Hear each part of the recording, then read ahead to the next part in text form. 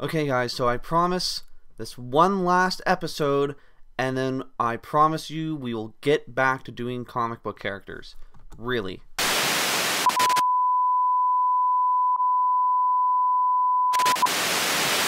Alrighty, so let's get started. Now, believe it or not, we've been kind of getting a little bit off topic with events and other such things going on, and well, I've happened to notice this. And I promise that after we talk about this movie, yes, you heard me correctly, a movie, we'll get back to what this show is really about.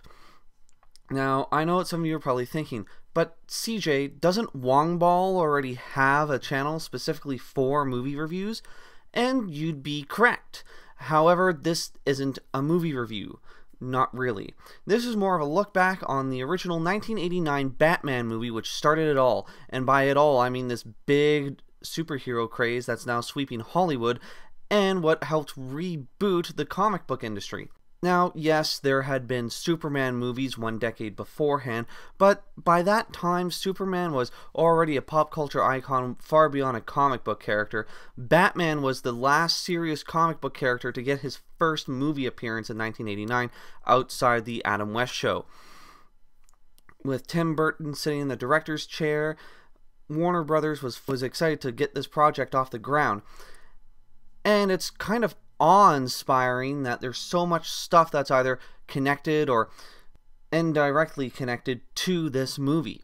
Without this movie, there wouldn't be the Batman animated series, Superman animated series, Justice League animated series. Hell, there probably wouldn't even be a DC and Marvel animated universe. I mean, okay, yeah, there are Super Friends and Spider-Man back in the 60s, but there have been several barren decades without either comic book company making their own cartoons. And yet, at the same time, it's kind of baffling how this movie just doesn't work. I mean, don't get me wrong, all the good parts that are a part of my memory and your childhood memory still are there. But, for the most part, the movie just doesn't really connect in any way. The story's unfocused. Batman himself seems to take an embarrassing long amount of time as the world's greatest detective to figure out where the Joker's obvious base of operations is. And in all honesty, okay, yeah, there are some parts that aren't quite as good as I remember them. And okay, yeah, fine, The Dark Knight beats it in certain ways. I'm still not admitting that it was better. The narrative is kind of weak and leaves out being certain things, and with all this being said and done, it kind of plays out like a typical 80s action movie at certain parts, and then at other points it's a gothic montage thing from Tim Burton's aspect, which makes story holes stand out. Oh, and by the way, the Joker being the guy who killed Batman's parents, lame. Batman just sitting there reacting to whatever the villain is doing, also lame. However, all these problems would be nothing considering what would happen in both Batman Returns and Batman and Robin. However, with all this being said, in light of the movie aspect that was going on, this movie did help a lot with not just elevating comic books, but with also helping to create new comic book movies. For example, without this movie, we wouldn't have had the Spider-Man movie, the X-Men movies, the Blade trilogy, which, okay, I guess the last one wasn't really all that great, so that's kind of a note in the bad things. And we wouldn't have also had the 1, 2, 3 Knockout a couple years later. There wouldn't have been an Avengers movie. Hell, there wouldn't have even been the new Dark Knight movies. And if we also remember this, at this point in time, Tim Burton was nowhere near as famous as he is today.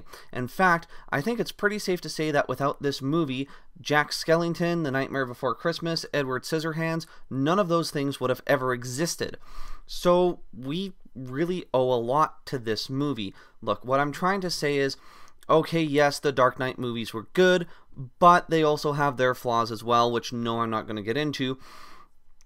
But in all honesty, this movie was really good. And if nothing else, the soundtrack, which was done by Prince, or I guess now the artist formerly known as Prince, still more or less holds up today. And there's still a lot of really good tracks on there. I mean, considering the fact that there's only 9 tracks on that CD, and the vast majority of them, I think there's like maybe 3 that don't quite hold up to date, still work. That's pretty damn good for a soundtrack that's somewhere in between 25 and 30 years old at this point. So yeah, what I'm trying to say is cut him some slack. This movie was really good.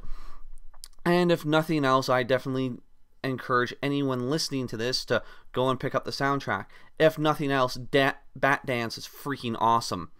So yeah, I guess that's it for me. I'm CJ, and next week, I promise we'll be doing something about actual comic book heroes.